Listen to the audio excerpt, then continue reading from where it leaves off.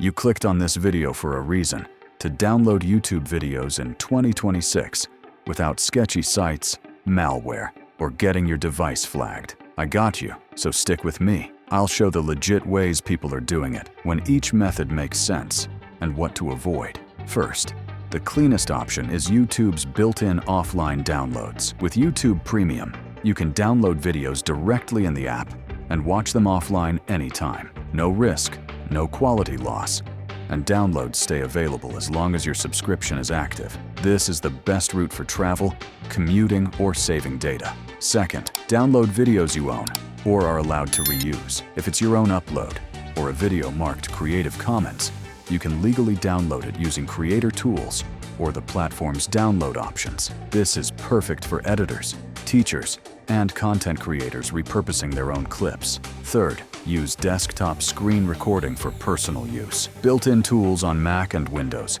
let you record your screen at full resolution.